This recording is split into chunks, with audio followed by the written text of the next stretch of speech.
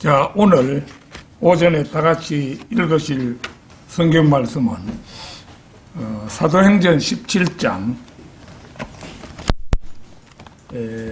사도행전 17장 22절에서 31절까지 말씀입니다.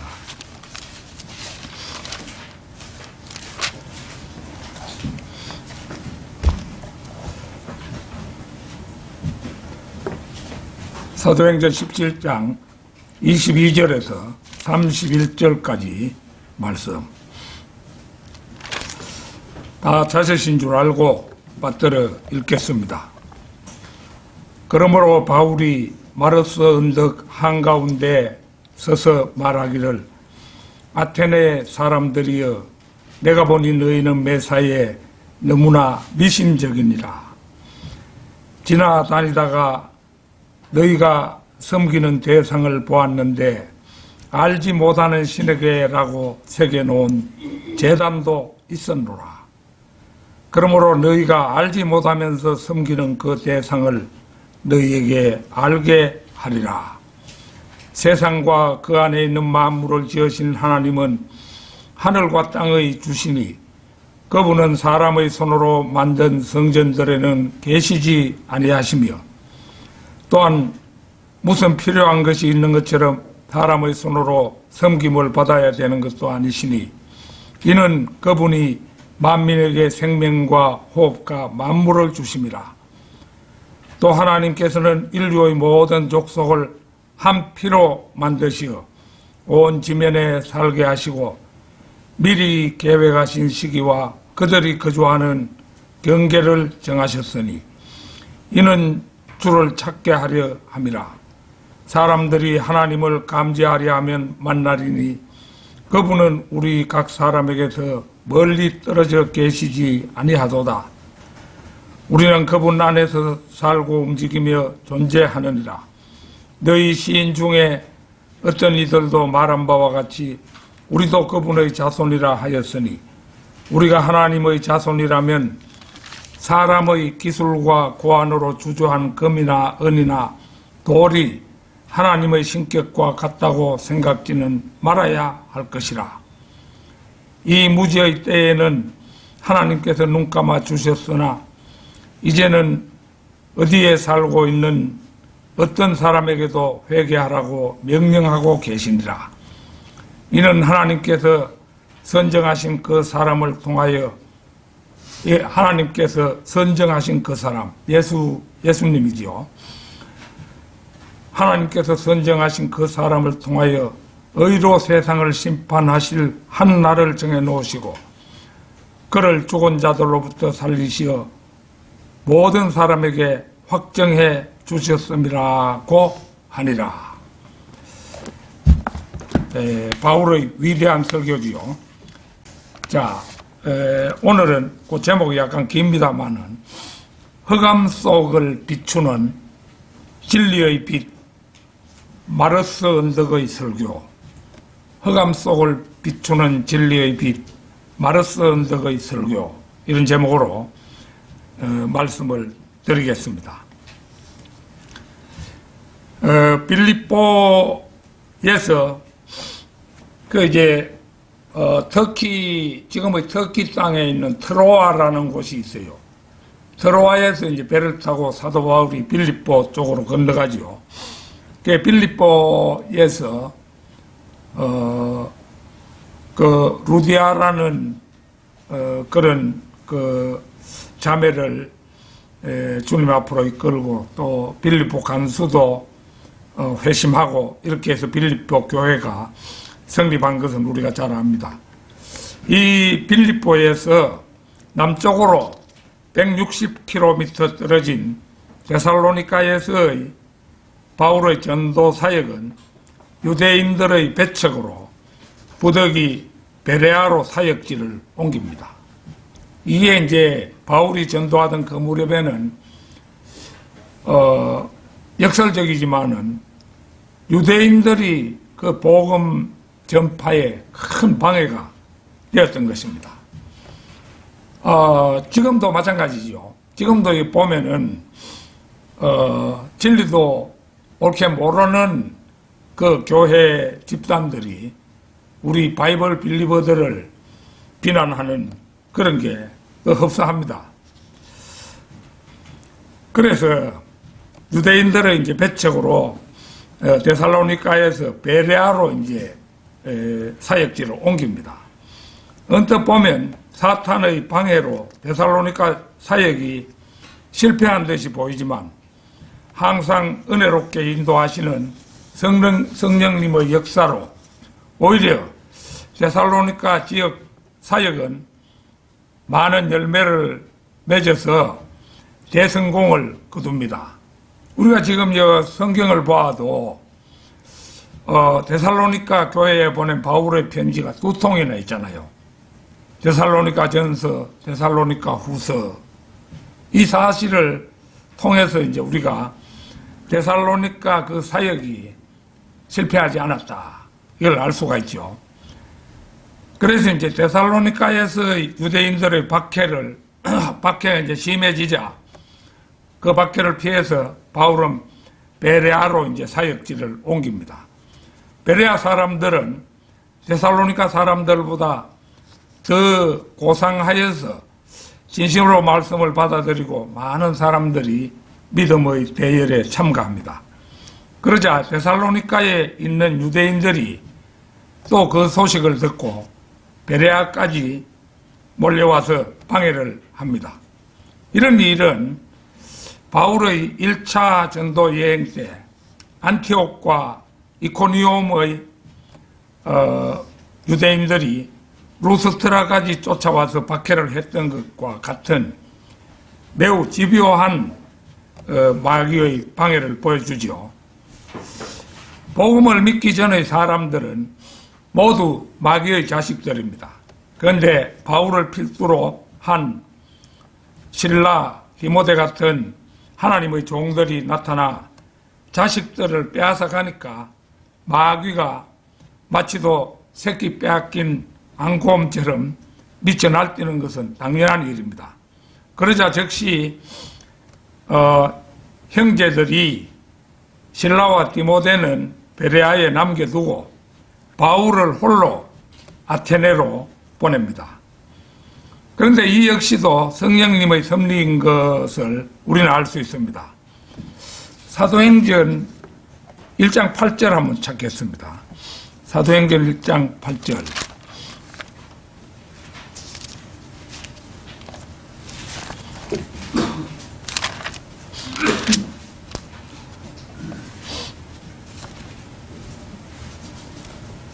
그러나 성령께서 너희에게 임하시면 너희가 능력을 받으리니 그러면 예루살렘과 온 유대와 사마리아와 땅끝까지 이르러 내게 증인이 되리라고 하시니라. 땅끝까지 복음이 전파되기 위해서는 한 곳에 안주해서는 부지하 세월입니다. 가령 베레아 한 곳에 사역을 좀 잘 된다고 해가지고 몇 년이고 죽치고 있으면은 다른 곳으로 전파가 안 되잖아요. 그래서 이제 마귀 편에서 볼 때는 복음 전파를 방해해서 못하도록 자기들은 성공했다고 그렇게 하겠지만 그때 이제 따라와서 방해함으로써 자신들의 일이 일견 겉으로 보기에는 마귀의 일들이 성공을 거두는 듯이 그렇게 보였던 것입니다. 그러나 성령님 편에서는 우리가 이제 사도행전 1장 8절에 읽어본 그대로 온 세상에 복음이 전파되기 위해서는 바람을 타고 산불이 옮겨가듯 복음 전파가 시시각각 확산되는 것이 말 그대로 눈에 선하죠. 사탄의 방해가 오히려 하나님의 사역을 불릴듯이 일어나게 해서 사방으로 더욱 퍼져나가는 그런 것을 우리가 볼 수가 있습니다. 바울은 아테네에서 실라와 디모데 일행을 기다리는 동안 이제 홀로 복음 전파를 하면서 당시 아테네에 가득한 우상들을 보면서 소위 당대 최고에 해당하는 인간 문명이라는 것이 우상을 절비하게 세워놓은 것에 지나지 않음을 보고 실망을 금하지 못합니다. 이 당시 아테네 인구가 한 12만 명 됐던 모양인데 여기에 이제 소위 지성인들이라고 할 수 있는 철학자들 뭐 이런 사람들이 있어가지고 자기들이 이 세상에서는 최고로 뛰어난 그런 존재라고 어서대는 것이 그 당시의 현실이었어요.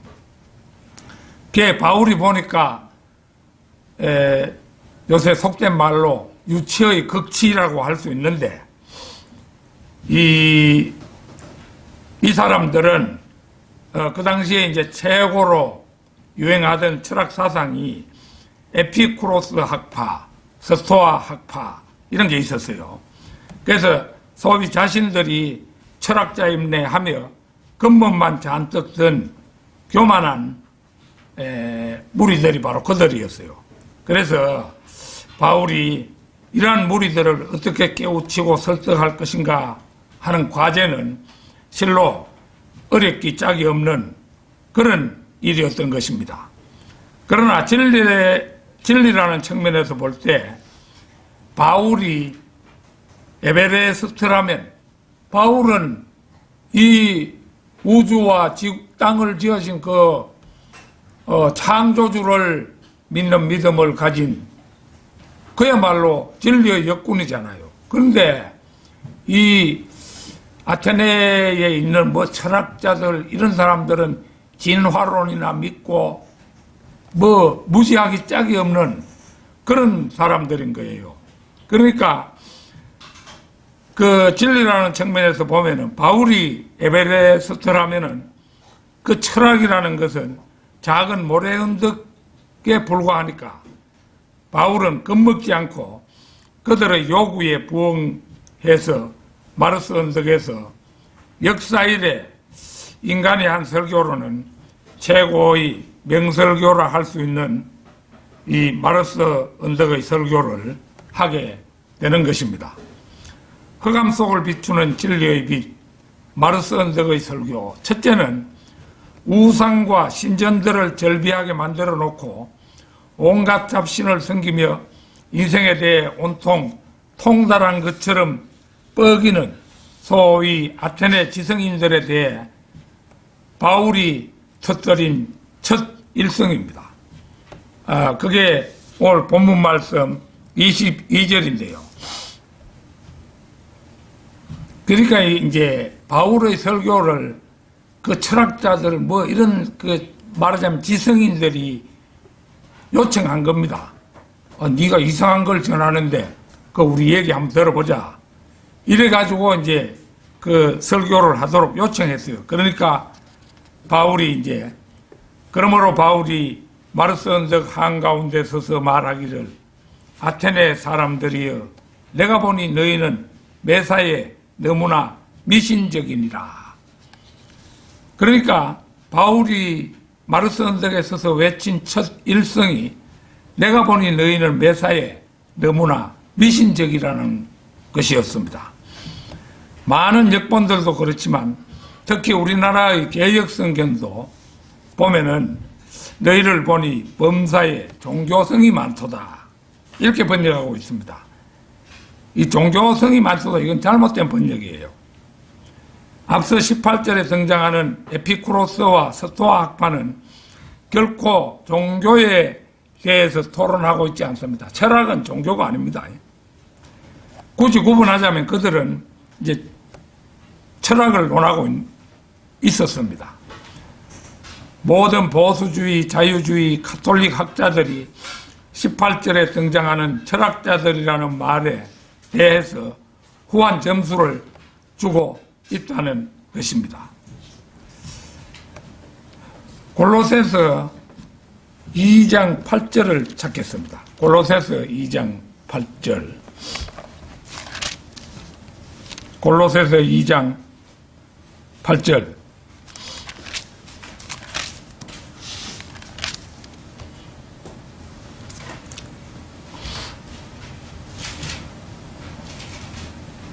아무도 너희를 철학과 헛된 속임수로 노략질하지 못하도록 주의하라.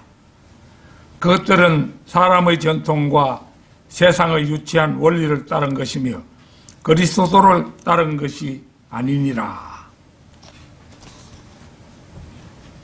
여기를 보면 철학이란 헛된 속임수와 한통속으로 사람의 전통과 세상의 유치한 원리를 따른 것이라고 일축하고 있습니다. 그런 의미에서 아테네 철학자들을 향해 내가 보니 너희는 매사에 너무나 미신적인이라고 평가를 내린 바울의 첫 일성은 전곡을 찌른 말이라고 할 만합니다. 헬라 철학자들 가운데 가장 위대한 이들, 곧 소크라테스, 플라톤, 아리스토텔레스 등이 믿었던 것은 오직 미신적인 이교도만이 믿을 수 있는 것들이었습니다. 그들은 사람이 동물에서 나왔다고 믿었습니다. 이게 이제 바로 진화론인 셈이지요. 다윈과 헉슬리 등이 가르친 거짓 이야기를 믿을 만큼 미신적인 사람이었던 것입니다. 특히 플라톤은 자신의 국가라는 저술에서 정부가 부모의 역할을 떠맡고 교육받은 계층으로 나라를 경영하게 하며 철학자가 맨 위에서 다스리면 완벽한 황금시대를 도래시킬 수 있다고 주장했습니다. 가정의 역할을 국가가 대신할 수 있다고 생각하는 발상은 우리로 하여금 실소를 금하지 못하게 합니다. 그런데도 세상 사람들은 플라톤에게 높은 점수를 주죠. 그래가 국가 이거를 많은 사람들이 논하고 뭐 그렇게 하는 겁니다. 그러나 이런 따위의 생각은 결코 종교적인 것도 아니며 미신에 불과한 이론인 것입니다. 철학자들은 실제로 우주는 영원하며 진화하고 발전하고 있다고 믿었습니다. BC 400년에서 100년경에도 그런 미신적인 사람들이 많았습니다. 무엇보다도 인간은 잠깐 세상에 살다가 죽는 유한한 존재로 죽음이라는 근원적인 비극을 해결하지 않고는 모든 것이 사상 누각에 불과한데도 헛된 망상을 꿈꾸는 일단의 사람들이 있는데 그들이 바로 철학자들이었다는 사실입니다. 세계 4대 성인의 한 사람으로 꼽히는 플라톤의 스승 소크라테스는 남자의 속옷만 봐도 흥분하는 한 사람으로 꼽히는 그런 동성애자였다. 이런 사실을 아는 사람 드물죠. 그래서 이제 석가, 공자, 예수, 마호메트 이 4대 마호메트가 아니고 소크라테스 이걸 4대 성인으로 그렇게 잡는데 4대 성인 중에 소크라테스는 동성연애자였다. 수탉의 피를 어쩌고 하는 이런 얘기들이 전하고 있는 그런 인물입니다. 그런데 이 소크라테스도 과대평가된 사람이에요. 그 형편없는 사람이었는데 지금까지 과대평가되고 있고 마치 어거스틴이 최고의 성자라고 하면서 떠받드는 그런 것과 흡사하다고 볼 수가 있습니다. 역사상 그 어떤 뛰어난 철학자도 자신이 죽어서 어디로 가는지 확실히 알지 못했습니다. 창조주가 인간의 몸을 입고 세상에 와서 모든 인간의 죄를 대속하기 위해 십자가에서 죽었다는 것과 그분을 구주로 믿는 사람만이 구원을 얻을 수 있음에도 불구하고 유치한 세상 원리를 따라 살면서도 오히려 창조주를 믿는 신앙을 유치하게 생각한 사람들이 바로 철학자들이었습니다. 바울은 이러한 일단의 사람들, 즉 흑암의 사슬에 매인 사람들을 향해서 고립무원이지만 용감하게 참 진리의 구명줄을 던지고 있는 것입니다. 흑암 속을 비추는 진리의 빛, 마르스 언덕의 설교. 둘째는 아테네 사람들이 그때까지 전혀 알지 못하고 무언가 참신이 있을 것이라고 상정하고 섬기던 그 놀라운 존재에 대해 첫 실마리를 푸는 바울입니다. 자, 오늘 본문 말씀 23절. 지나다니다가 너희가 섬기는 대상을 보았는데 알지 못하는 신에게라고 새겨놓은 제단도 있었노라. 그러므로 너희가 알지 못하면서 섬기는 그 대상을 너희에게 알게 하리라. 이제 그때까지 아테네에서는 하나님이라는 신을 전혀 몰랐지요.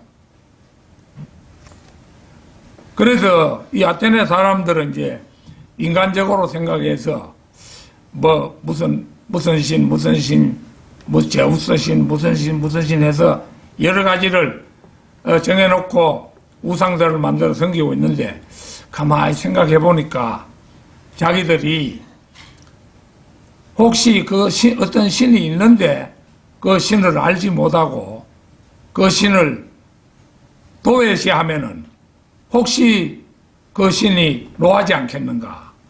그래서 그런 신을 모시는 이제 제단을 만들었어요. 그거는 우상이 아무것도 없고 이제 알지 못하는 신에게 이렇게 그 밑에다가 제목을 붙여가지고 그 알지 못하는 신에게도 노하지 않도록 해야 자신들이 저주를 받지 않는다. 뭐 이런 생각을 했던 것입니다. 그런데 바울이 보니까 그들이 알지 못하는 신에게라고 새겨서 섬기는 그 신이 바로 하나님이라는 것입니다. 그래서 바울이 이제 말하기를 너희가 알지 못하면서 섬기는 그 대상을 너희에게 알게 하리라. 이렇게 선언하지요. 그리고 알지 못하는 신은 결국 하나님으로 그분이 곧 주 예수 그리스도의 아버지인 것으로 드러납니다. 헬라인들은 이 하나님을 무지 속에서 알지 못하는 신으로 숭배해 왔던 것입니다. 알지 못하는 신에게는 미국의 알링턴 국립묘지의 그게 팻말이 이렇게 있는데 무명용사에게 뭐 이런 걸 써놨다고 해요. 그것과 흡사합니다. 어디선가 누가 죽었다는 것을 인정하기는 하지만 아무도 그 이름이나 계급, 일련 번호, 심지어는 그가 어느 나라를 위해 싸웠는지조차 모릅니다. 그런 식으로 서방 세계의 교육은 대개 무언가를 시작한 어떤 신이 어딘가에 있었음은 인정합니다. 그러나 그 하나님께는 이름도 없고 계시도 없고 책도 아들도 죄인들을 구원하기 위한 계획도 없으며 심지어는 만물이 지금처럼 돌아가게 만드는 목적조차 없습니다. 헬라인들은 방향을 대체적으로 잡기는 했으되 그런 후에는 철학자들의 허망한 사상과 보조를 맞추어 나갈 뿐이었던 것입니다. 이런 헬라인들에게 우주와 땅을 지으신 하나님을 설명하기는 지극히 어려울 수밖에 없습니다. 그러나 바울은 이들에게 세상과 그 안에 있는 만물을 지으신 하나님은 하늘과 땅의 주시니 그분은 사람의 손으로 만든 성전들에는 계시지 아니하시며 이렇게 놀라운 진리를 설파합니다. 사람들은 신을 섬기되 자신과 같은 수준 혹은 그보다 조금 높은 존재로 생각하는 경우가 이제 보통이죠. 그래서 자신들이 섬기는 신이 거하는 집을 지음에 있어 사람이 사는 집을 흉내내어 짓되 좀 더 크게 지을 따름입니다. 우리나라 절 같은 거 보면 그렇죠. 바울은 이 24절 말씀을 통해서 너희들이 모르는 참 신이 계시는데 그 신이 바로 하나님이시다 라는 사실을 끄집어내고 그 하나님이 어떠한 신인가를 말하면서 그분은 크고 위대하신 창조주이시며 인간이 그분이 거하실 수 있는 집을 지을 수도 없는 크신 분임을 만천하에 외칩니다. 성경을 보면은 하나님은 너무도 크신 분이어서 이 땅 전체라 하더라도 하나님의 발을 올려놓기에도 좁은 것임을 성경은 말하고 있죠. 자, 이사야 66장 1절을 찾겠습니다. 이사야 66장 1절.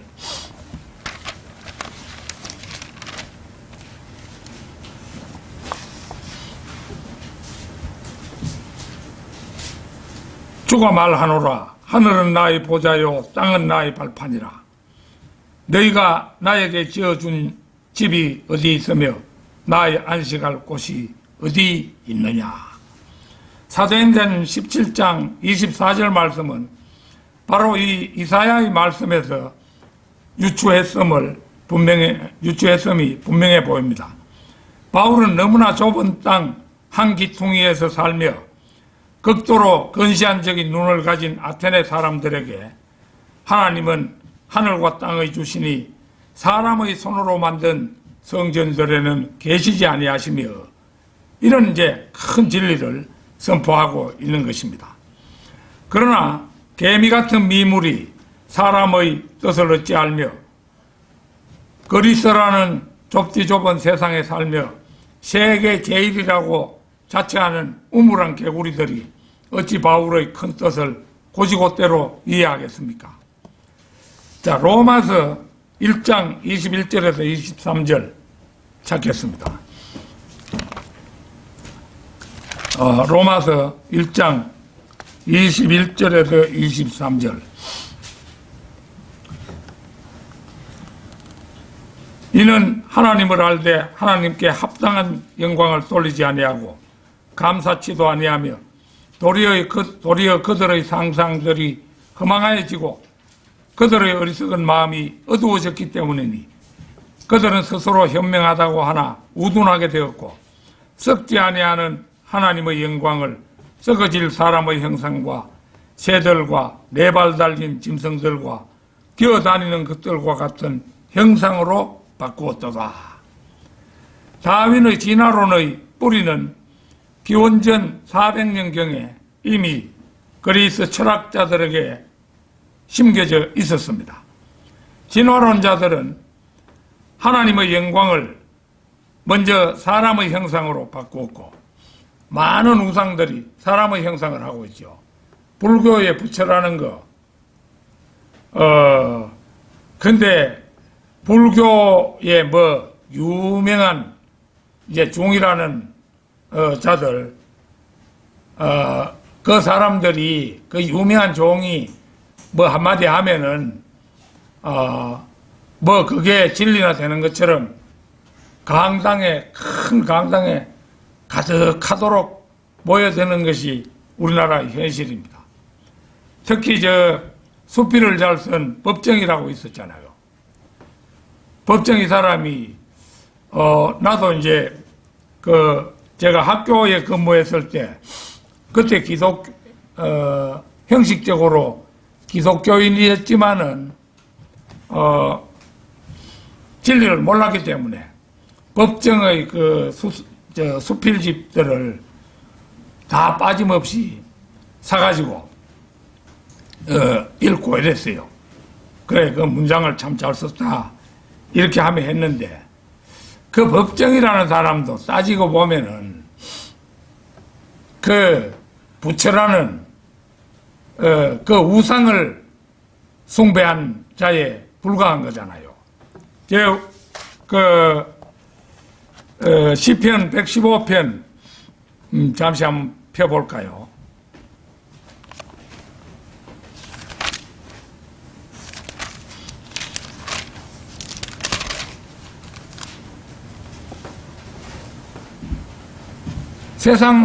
세상에 많은 사람들이 우상에 대해서 잘 이해를 못하는 거예요. 그들의 우상들은 시편 115편 4절 그들의 우상들은 은과 금이며 사람의 수공물이라. 그것들은 입이 있어도 말하지 못하며 눈이 있어도 보지 못하고 귀가 있어도 듣지 못하며 코가 있어도 냄새 맡지 못하고 손이 있어도 만지지 못하며 발이 있어도 걷지 못하고 목구멍을 통하여 말하지도 못하는도다. 그것들을 만드는 자들은 그것들과 같으며 그것들을 신뢰하는 모든 자들도 그러하도다. 근데 불교도들 보면은 그러한 그 우상 앞에 볼 때마다 이렇게 하는데, 동국대학교 가면은 이제 사람들 그 접수하는데 그 뒤로 또 돌아가면은 그 법당이 크게 있어요. 그거 보면은 큰 부처가 3개가 딱 앉아 있는 거예요. 그래서 저는 그 지나갈 때마다 저 헛것들이 하고는 손가락으로 딱 가리키면서 저 헛것들이 하면서 그렇게 그 동국대 병원에 갈 때마다 그렇게 저는 하고 다녔습니다. 근데 그걸 모르는 거예요. 그 유명한 의사들도 불교 믿는 사람은 그 앞에만 지나갈 때마다 이래가지고 절을 하고 합장하고 절을 하고 지나가는 겁니다. 예. 그래서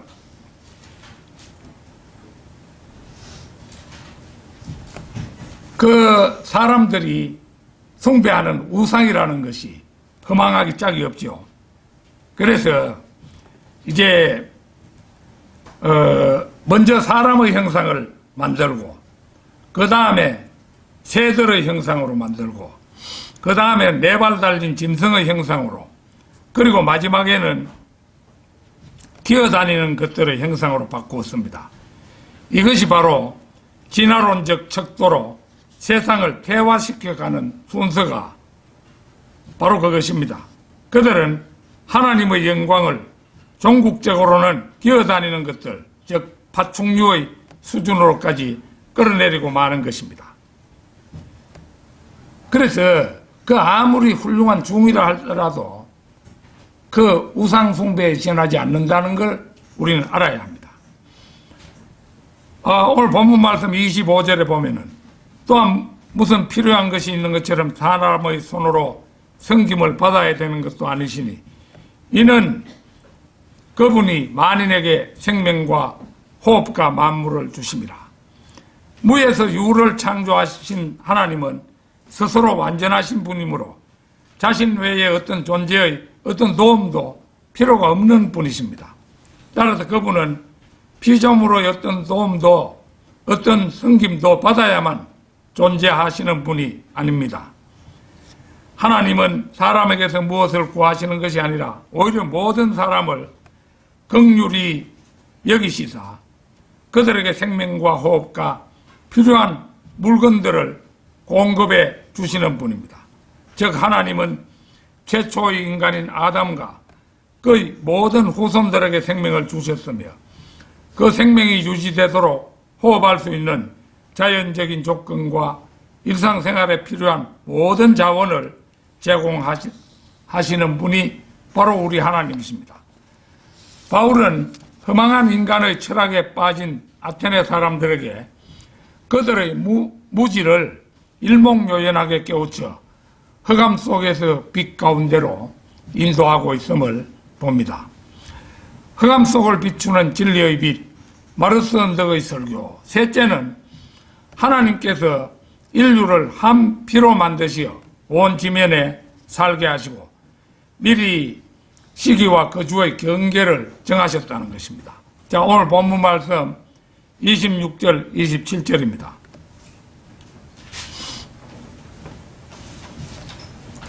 또 하나님께서는 인류의 모든 족속을 한 피로 만드시어 온 지면에 살게 하시고 미리 계획하신 시기와 그들이 거주하는 경계를 정하셨으니 이는 주를 찾게 하려 함이니라. 사람들이 하나님을 감지하려 하면 만나리니 그분은 우리 각 사람에게서 멀리 떨어져 계시지 아니하도다.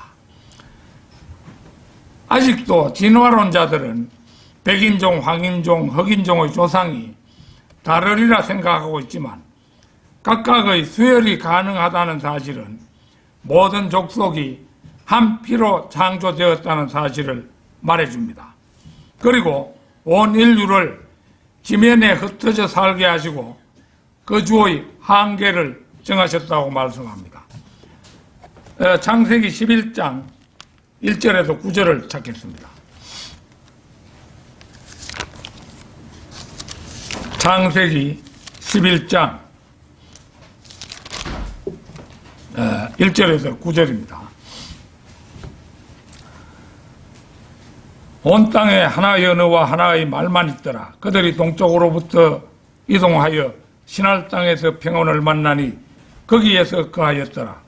그들이 서로 말하기를 가서 벽돌을 만들어 단단하게 굽자 하고 그들은 벽돌로 돌을 대신하고 역청으로 회반죽을 대신하였으며 또 그들이 말하기를 가서 우리를 위하여 성읍과 탑을 세우되 탑 꼭대기가 하늘에 닿도록 하여 우리의 이름을 내자.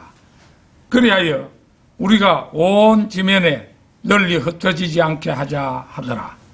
주께서는 사람의 자손들이 세우는 성읍과 탑을 보시려고 내려오셨더라. 주께서 말씀하시기를 보라, 백성이 하나요 그들 모두가 한 언어를 가졌기에 이런 일을 시작하였으니 이제는 그들이 하기로 구상한 일은 아무것도 막을 수 없을 것이라. 가자, 우리가 내려가서. 이거 이제 하나님 자신이 말씀하시면서 우리가라고 한 것은 세 분 위격이 한 분으로 계시기 때문에, 즉 삼위일체시기 때문에 우리가 내려가서 이렇게 말씀하신 겁니다. 우리가 내려가서 거기에서 그들의 언어를 혼란시켜 그들이 서로의 말을 알아듣지 못하게 하자 하시고 주께서 그들을 온 지면에다 멀리 흩으시니 그들이 성읍을 짓는 것을 거쳤더라. 그러므로 그것의 이름을 바벨이라 불렀으니 이는 주께서 거기에서 온 땅의 언어를 혼란케 하셨습니다. 주께서는 거기서부터 그들을 온 지면에 멀리 흩으셨더라. 인간은 머리를 맞대면 자기들끼리 뭉쳐서 뭔가 일을 추진합니다. 가서 우리를 위하여 성읍과 탑을 세우되 곧 탑 꼭대기가 하늘에 닿도록 하여 우리의 이름을 내자. 그래야 우리가 온 지면에 멀리 흩어지지 않게 하자. 이것이 이른바 신할 평지에 모인 사람들의 이상이요 꿈이었습니다. 그러나 하나님께서는 이 일을 싫어하셨습니다. 그리고 인간들의 고집을 꺾기 위해서 하나님께서 사용하신 방법이 언어의 혼란이었습니다. 자기들끼리 모이면 뭔가 하나님을 대적하는 일을 저지르므로 하나님께서는 언어의 혼란을 통해 끼리끼리 말이 통하는 사람들끼리 온 지면에 흩어져 살게 하신 것입니다. 그리고 거주의 경계를 정하여 흩어져 살게 하신 목적은 때가 되면 하나님을 찾게 하기 위해서라는 것입니다. 생각해 보면은 왜 하나님이 사람이 한 곳에 모여 살지 않게 하고 온 지면에 흩으셨는가? 이거 의문이 들잖아요. 그런데 사실은 인간은 자기들이 모여서 머리를 맞대기만 하면 하나님을 대적하는 일을 하기 때문에 그들의 언어를 혼란시켜서 지면에 흩으신 것이에요. 그래서 우리가 지금 한반도에 이렇게 살고 있습니다만은 이게 하나님께서 지면에 흩으신 결과인 거죠. 그리고 그 목적이 뭐냐? 이는 주를 찾게 하려 함이라. 사람들이 하나님을 감지하려 하면 만나리니 그분은 우리 각 사람에게서 멀리 떨어져 계시지 아니하도다. 하나님을 믿지 않는 사람들 중에도 우주를 연구하고 역사의 흐름을 보며 이러한 것들을 만드시고 섭리하시는 존재자가 있음을 어렴풋이 느끼는 사람들이 있습니다. 그리고 이러한 사람들에게 복음을 전하면 다른 이들보다 쉽게 하나님의 품으로 돌아오곤 합니다. 이처럼 하나님은 온 우주와 세계와 인류의 역사 속에서 역사하시어 자연을 보고도 희미하게나마 하나님을 느낄 수 있도록 하셨습니다. 그러나 그러한 자연과 역사만으로는 하나님을 분명히 알 수가 없습니다. 아테네 사람들이 신을 찾아 헤매었지만 정작 하나님을 발견하지 못한 채 각종 우상을 섬긴 경우가 이 사실을 잘 증명해 주고 있죠. 사실 하나님의 분명하고 직접적인 계시인 성경과 복음을 접하지 않고는 인간이 하나님을 분명히 알 수 있는 길이 없습니다. 더욱이 모든 사람은 오직 예수 그리스도의 복음을 통해서만 하나님으로부터 의롭다 하심을 얻을 수 있고 그분 앞으로 나아갈 수가 있는 것입니다.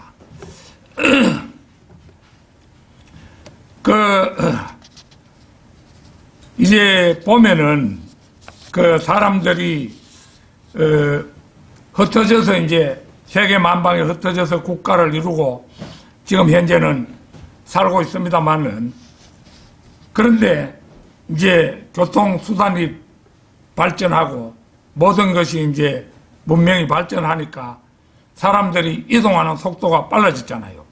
그래서 UN이라는 기구를 만들어 가지고 이제 세계 통합을 부르짖고 있는 것입니다. 그래서 이제 다가오는 세계 정부는 UN을 중심으로 해서 로마 카톨릭과 이 합작이 돼서 그렇게 펼쳐질 가능성이 아주 큰 것입니다. UN 이것이 하는 일은 전쟁 같은 거 하나도 방지하지 못했고 오히려 하나님을 대적하는 일만 하고 있는 것입니다. UN이라는 게. 그게 인간이 머리 맞대고 의논하는 것이 바로 UN이죠. 흑암 속을 비추는 진리의 빛, 마르스 언덕의 설교. 넷째는 크레타 시인인 에피메니데스라는 사람이 있었던 모양이에요. 이 BC 600년경에 살았는데 이 사람이 쓴 사행시 크레티카라는 시가 있는데 사람이 하나님의 자손이라면 우상을 하나님의 신격처럼 생각하고 미신에 젖어서는 안 된다고 이제 바울이 설파를 하죠. 옛날 이 시인이 진리를 알았던 건 아니었어요. 그러니까 그 시의 한 부분을 인용해가지고 바울이 하나님을 전파하고 있는 그런 것입니다. 그래서 오늘 본문 말씀 28절, 29절 우리는 그분 안에서 살고 움직이며 존재하느니라. 너희 시인 중에 어떤 이들도 이 사람이 바로 에피메니데스라는 그런 사람들이죠. 말한 바와 같이 우리도 그분의 자손이라 했으니 우리가 하나님의 자손이라면 사람의 기술과 고안으로 주저한 금이나 은이나 돌이 하나님의 신격과 같다고 생각지는 말아야 할 것이라. 당시 히라보의 학문이나 문학에도 박식했던 바울은 헬라인들에게 복음을 전파하면서 헬라신과 시를 인용하여 하나님의 창조주 되심과 인간의 피조물됨을 역설하고 있음을 우리가 오늘 지금 보고 있습니다. 하나님께서 사도 바울을 이방의 선교사로 택하신 이유가 바로 이 바울이 헬라 문화를 잘 이해하고 있었던 점에도 있었음이 분명합니다. 바울은 한 5가지 이상의 그 방언에 능통했다. 그 언어에 아주 5개국 이상을 능통하게 구사할 수 있는 그런 분이었다고 제가 어디선가 들은 기억이 있습니다. 그 방언을 논할 때도 내가 너희보다 방언을 더 많이 하는 게 그게 참 다행스럽다고 그렇게 말씀하기도 하잖아요. 그게 여러 말을 안다는 것은 그만큼 그 말들을 기초로 한 여러 가지 문화의 또 정통함을 보여주는 것입니다. 이 로마서라는 것이 있지만은 바울은 로마에서 이게 복음도 전하고 했잖아요. 그러니까 바울은 그리스 문화에만 정통한 것이 아니고 로마 문화에도 정통한 사람이었다. 하나님이 이제 그릇을 택하시되 아무나 말도 외국에 능통하지 못한 이런 사람을 택해봐야 복음 전하는데 너무나 막연하잖아요. 언어에 능통하지 못하는 거 불가능한 겁니다. 그런데 바울은 여러 말에 능통하고 여러 나라의 문화에 능통했기 때문에 하나님이 이방인의 사도로 택하신 것입니다. 그러니까 바울은 당시의 모든 학문에 정통했었으니까 헬레니즘의 중심지인 아테네에서도 복음을 전하는데 하등의 어려움이 없었던 것입니다. 바울이 우리도 그분의 자손이라 하는 데에는 하나님께서 인간을 창조하실 때 우리의 형상대로 우리의 모습을 따라 사람을 만들자 라고 하시며 창조하셨기 때문에 모든 인간은 하나님의 소생이라고 한 것입니다. 우리도 그분의 자손이라 한 것은 창조주 하나님을 섬기고 자신의 피조물됨을 그분의 뜻대로 살아가는 존재를 가리키는 말인 것입니다. 따라서 그분의 자손은 자기 자신보다 못한 피조물을 그러니까 자연물을 신으로 섬기거나 흙, 독, 나무, 금속 따위로 형상을 만들어 숭배해서는 안 됩니다. 왜냐하면 이 세상의 그 어떤 것도 인간보다 귀할 수 없으며 어떤 인간도 하나님보다 존귀할 수 없기 때문입니다.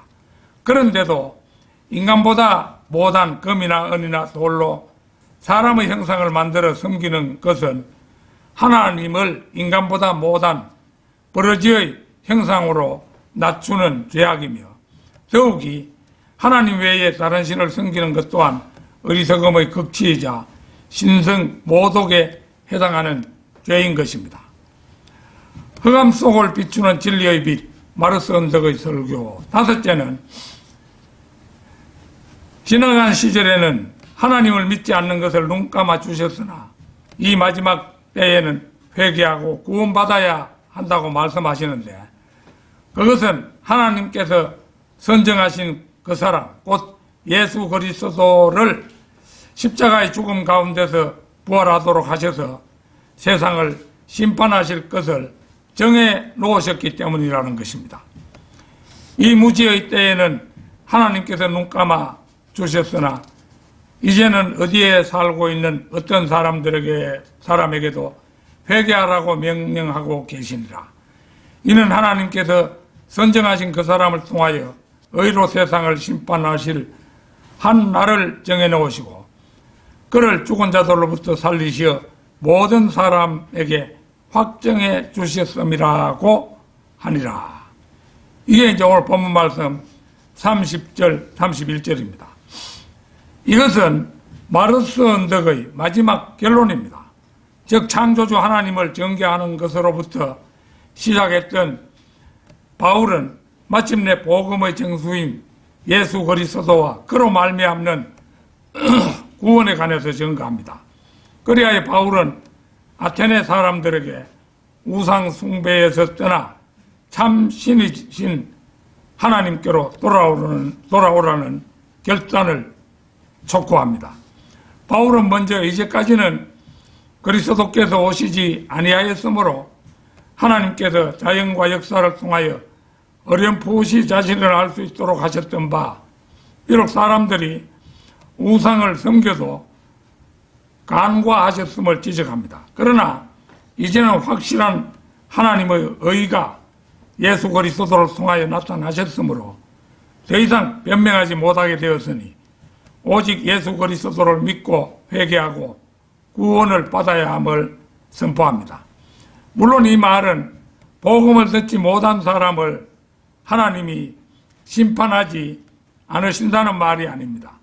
이는 다만 믿지 않던 자가 복음을 받아들일 경우 복음을 알지 못했던 때의 허물을 묻지 않으신다는 뜻입니다. 사실 회개 없는 구원이란 있을 수 없는 일입니다. 자비롭고 은혜가 풍성하신 하나님은 인간에 대하여 오래 참으시어 아무도 멸망하지 않고 다 회개하여 구원에 이르기를 원하고 계시며, 이거 베드로후서 3장 9절을 보면 그렇게 말씀하고 있습니다. 친히 그 길을 예비해 놓으셨습니다. 그래서 바울은 이방신을 섬기며 하나님을 거역하고 범죄하는 아테네 사람들에게 회개하라는 하나님의 명령을 선포하고 있는 것입니다. 하나님께서 선정하신 그 사람은 예수 그리스도를 지칭한다고 말씀드렸지요. 여기서 예수 그리스도를 사람으로 지칭한 것은 예수 그리스도께서 인간으로서 인류의 죄를 대속하시기 위하여 성육신 하신 것을 나타내기 위함입니다. 예수님께서는 자신을 인자, 즉 사람의 아들이라고 부르셨는데, 예수 그리스도께서는 완전한 하나님이시자 또한 완전한 인간이셨기 때문입니다.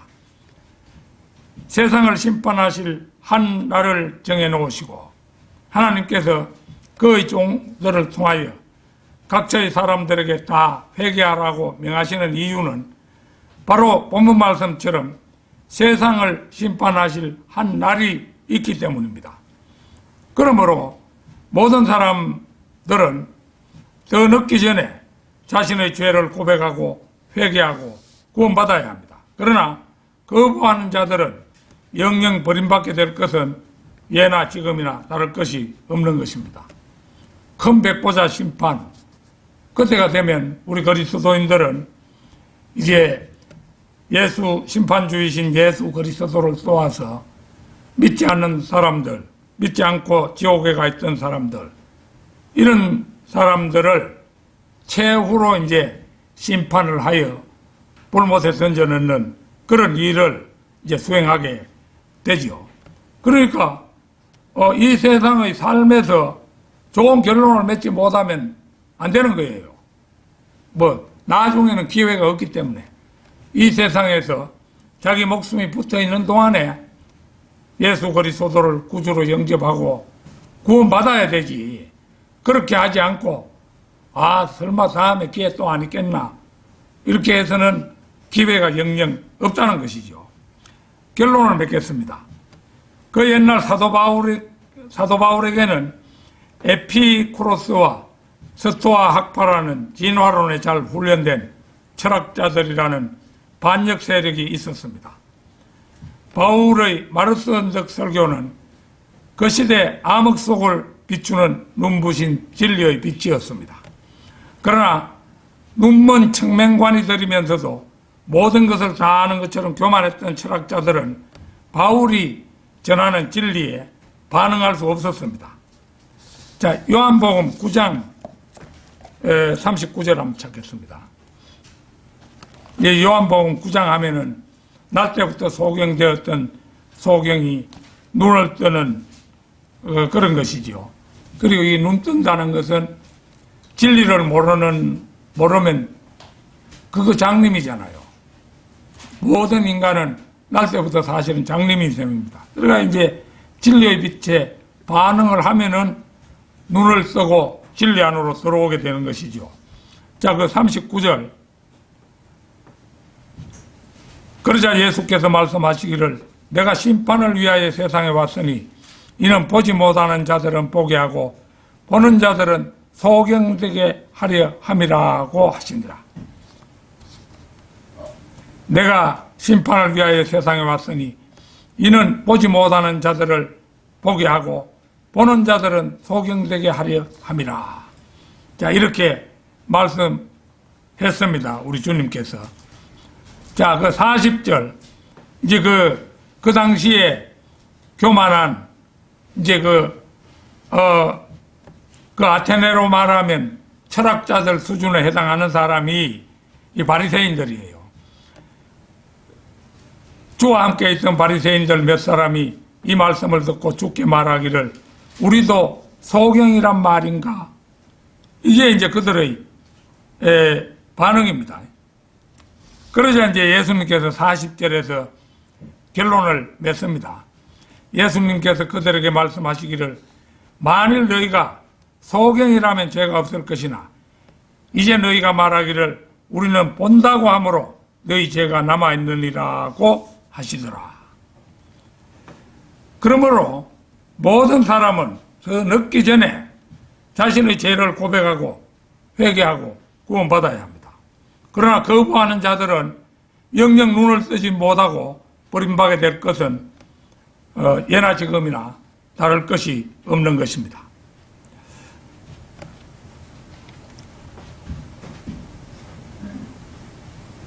그래서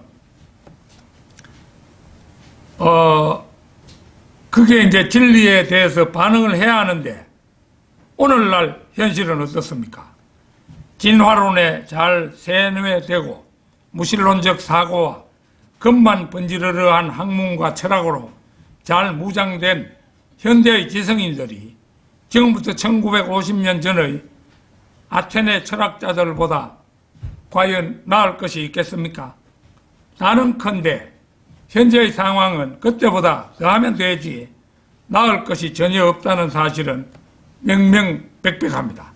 성도 여러분, 오늘날과 같은 이 암담한 흑암의 현실 속에서 우리가 축복받은 바이블 빌리버로 살아가게 된 것이 우리가 세상 사람들보다 똑똑하고 명석했기 때문이라고 생각하십니까? 저는 오히려 정반대라고 생각합니다. 우리가 세상 사람들보다 단순하고 이제에 밟지 못하며 덜 떨어져 어린아이 같았기 때문에 진리에 바르게 반응할 수 있었다고 저는 생각합니다. 아무쪼록 지금의 순수함을 잘 유지하여 우리 다 함께 오실 주님을 맞이할 수 있기를 진심으로 바람하지 않습니다. 다 같이 기도드리겠습니다.